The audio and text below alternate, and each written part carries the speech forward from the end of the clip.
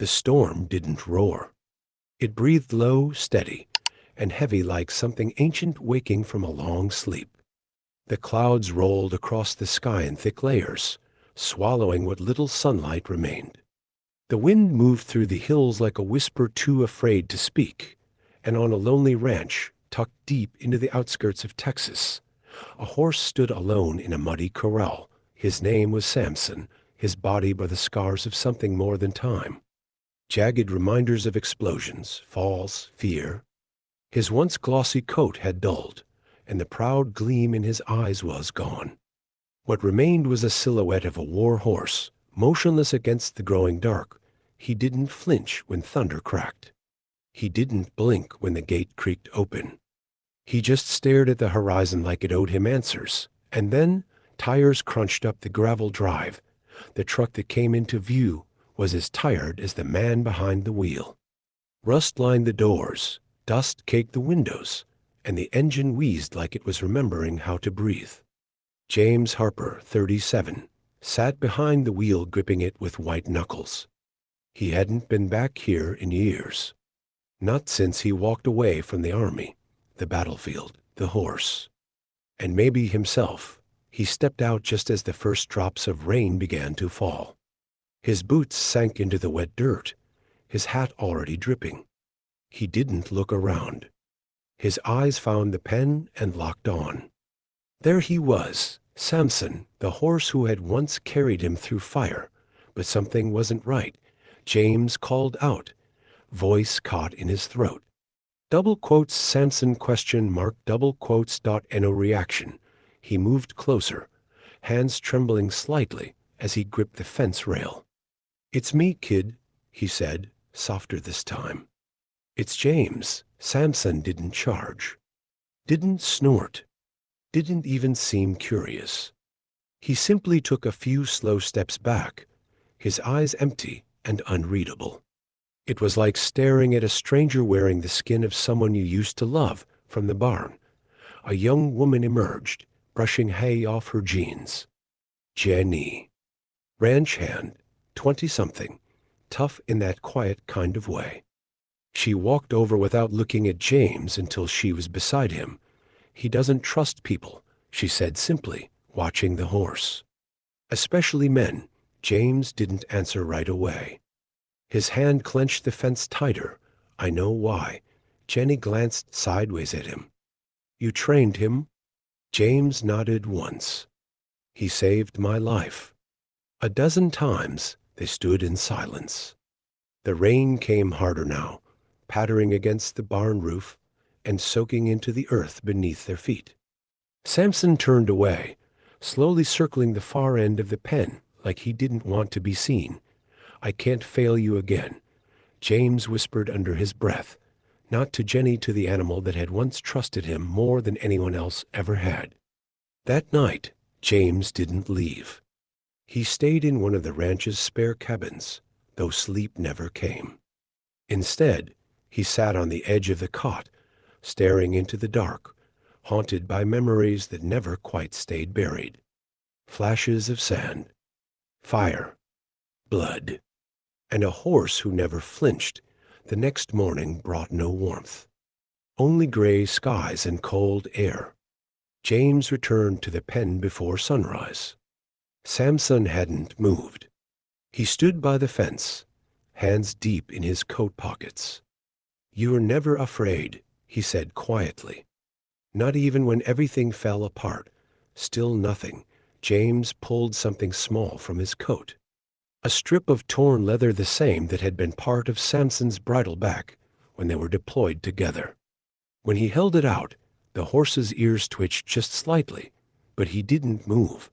"I carried this," James continued, "everywhere I went. Couldn't explain why."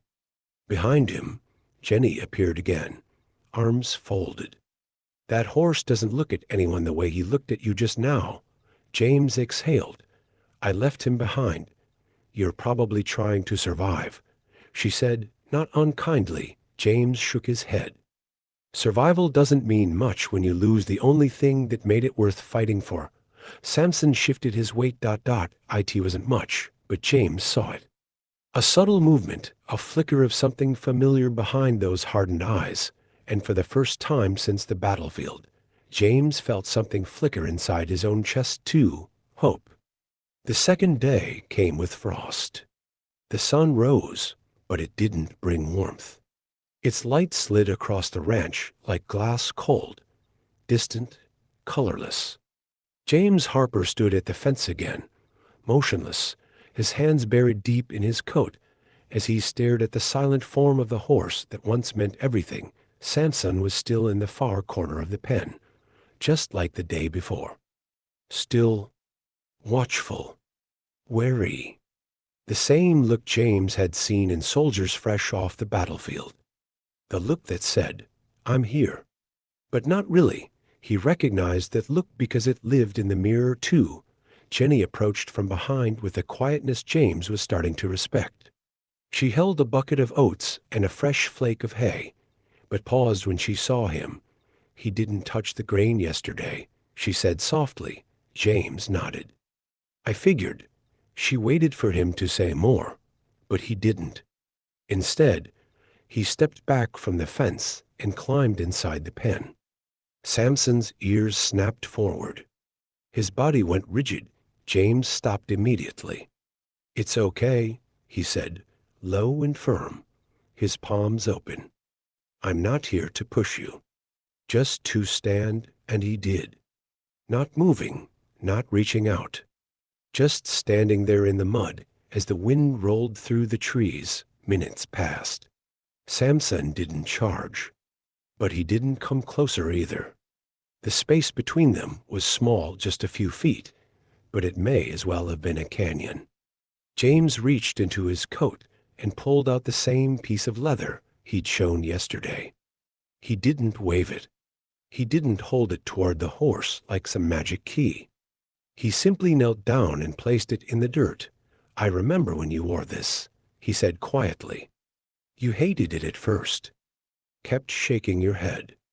Drove the sergeant crazy." Samson flicked his tail, but didn't look away. James exhaled slowly. "I remember the night we got ambushed in the canyon. You ran straight into gunfire to find me.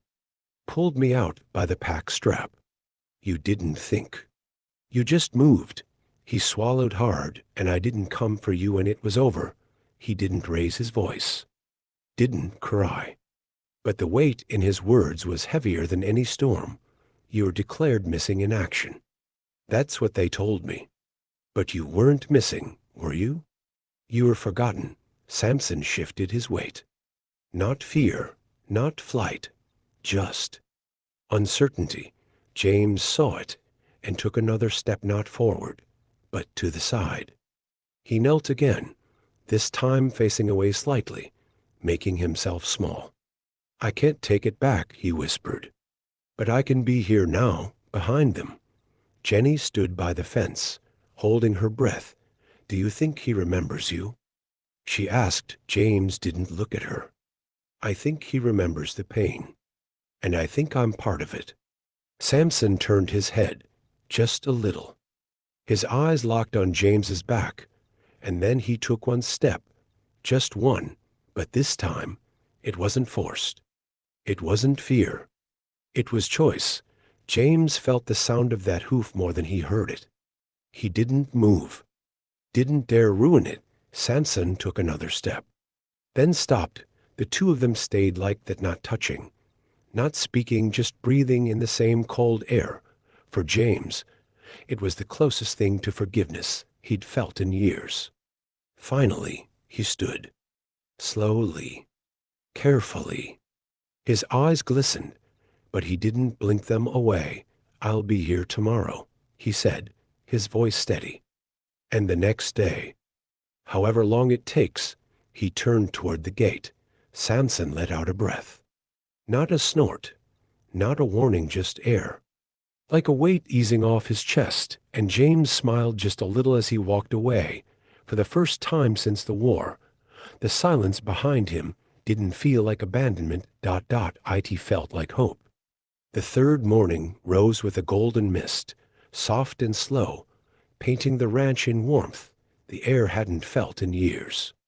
James stood by the fence long before sunrise, his breath clouding the air, his fingers wrapped around a small metal bell. It was old, dulled with time, but the sound it carried still echoed with the power of memory. He had found it last night while rummaging through a box in the cabin. The same bell that once hung from Samson's saddle during nighttime patrols. Not for decoration, but as a signal one soft chime to say, "I'm here." Now, James let it dangle between his fingers. Samson stood near the far edge of the pen, still and quiet, watching. The wind played gently with his mane, but he didn't move. James took a step forward and rang the bell once. A clear, crisp sound rang out. Samson's ears perked. Another step. James rang it again. This time, the horse shifted. Not much, but enough to say he had heard. "You remember, don't you?" James murmured. "We used to use this during silent drills." One ring. That meant stay close. He stepped into the pen, bell in hand, and kept walking until he was 10 feet away. Then he knelt and placed it on the ground between them. Samson stared at it. Then at James. Minutes passed. The ranch was quiet. Even the birds stayed silent, as if the world itself was holding its breath. Then Samson moved slowly. One hoof, then another. His steps cautious but steady. He crossed the dirt like he was crossing time itself. James didn't move. He couldn't. The lump in his throat was too heavy. Samson reached the bell, sniffed it. His ears twitched. His eyes softened. Then something unexpected happened. He looked at James and let out a low, almost questioning sound. It wasn't a whinny, not quite. But it was familiar. Like the sound he used to make during long missions, when they rested under cover and James would speak to him softly, promising they'd both make it out. James's breath hitched. "I'm here," he said, just above a whisper. Samson stepped closer, close enough that James could see the scar across his shoulder, the same one from that final mission. The one James had always blamed himself for, without thinking. James reached out. His fingers brushed the coarse, familiar fur. Samson didn't flinch. Instead, he leaned in, pressing his head against James's shoulder, just like he used to after long rides. The force of it nearly knocked James off balance. He didn't fight it. He let his hand move gently along the horse's neck. Behind them, Jenny stood frozen, a pile of feed forgotten in her arms. She had never seen anything like it. James closed his eyes. For a second, it was like the war never happened. Like the time apart had folded in on itself. "You came back to me," he whispered. Samson exhaled, his body relaxing for the first time, but just as the peace settled, James felt it, a limp, subtle, but there. He stepped back and watched as Samson tried to turn. The rear leg faltered, almost gave out. James's heart sank. "You're still hurting," he murmured. Jenny rushed forward. "He needs a vet," she said quickly. James nodded but hesitated. "No strangers," he said. "Not yet." "Let me try." Jenny gave a small nod and stepped away. James approached Samson slowly and knelt again. He ran his hands along the horse's leg, careful, gentle. When he reached the swollen joint, Samson winced. "I know," James said. "It's old." Untreated, he sat back, wiped his hands on his jeans, and sighed. "You carried me out of a battlefield like this," he said. "Now I'll carry you through this pain." He stood and looked Samson in the eye, but this time, we do it together. Samson didn't move. He didn't need to, because James already knew the trust was returning. The silence between them wasn't empty anymore. A tea was full of everything they hadn't said and everything they still could. The sun dipped low behind the hills, casting long amber streaks across the ranch. Everything was still, peaceful, but in James's chest, The storm had only just begun to calm. He stood beside Samson's pen, hand resting on the worn wood, watching as the horse moved slowly through the dust, still limping, but steady now, like he had finally allowed the pain to be shared. It had been 3 days since the bell. 3 days since Samson had leaned into him for the first time in years. And something had shifted. Not just in the horse, but in James, too. Every morning, they walked the perimeter of the corral together.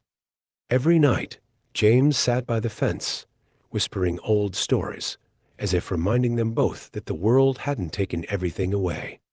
And though Samson still didn't gallop, still flinched when loud noises echoed from the valley, he no longer looked through James. He looked at him. That afternoon, the vet arrived. A kind older man named Dr. Mendel, who had treated dozens of horses, but admitted he'd never seen a bond quite like this. He knelt beside Samson with careful hands, checked the leg, then turned to James. "It's an untreated tendon strain," he said. "Not recent. Probably happened during combat or shortly after. He learned to live with it. But it never healed right." James stared at the swollen leg. "Can it be fixed?" "With rest, proper care, and slow rehabilitation." "Yes," the vet replied. "But it'll take time." James nodded. "Then that's what we'll give him after the exam." As the sun began to fall, James led Samson toward the open field near the barn, a place they once used for tactical training. Now it was just earth and air and space. He removed the lead rope and let Samson walk freely, but didn't step away. He stood with him, side by side. Samson grazed for a moment, then raised his head and took a few careful steps toward the open slope. James followed, slower now, no longer commanding, but accompanying. That's when Jenny appeared, watching from a distance. "You're different," she said softly as she approached. "He's different too." James gave a half smile. "We're both learning how to breathe again." Jenny hesitated. "What happens now?" James looked up at the horizon, where dusk painted the clouds in muted blues and deep oranges. "Now we heal. One step at a time." That night, James returned to the barn with Samson. Instead of placing him in the pen, he stayed with him inside the stall, laying out a thick layer of straw, brushing the dust from his coat, and humming softly under his breath. He wasn't sure why he did it. Maybe it was habit. Maybe it was penance. But Samson didn't move away. He stood still, eyes half closed, breathing calm. In that shared silence, James felt something he hadn't in years. Peace. The next morning, something changed. As James stepped out of the cabin, Samson was already at the gate, waiting, not pacing, not hesitant. Waiting, and in his eyes was something James thought he'd never see again. Recognition. He stepped forward slowly, raising his hand. Samson leaned into it. Then James reached into his coat pocket and pulled out the old army pin he'd kept all these years. Bent, scratched, and tarnished.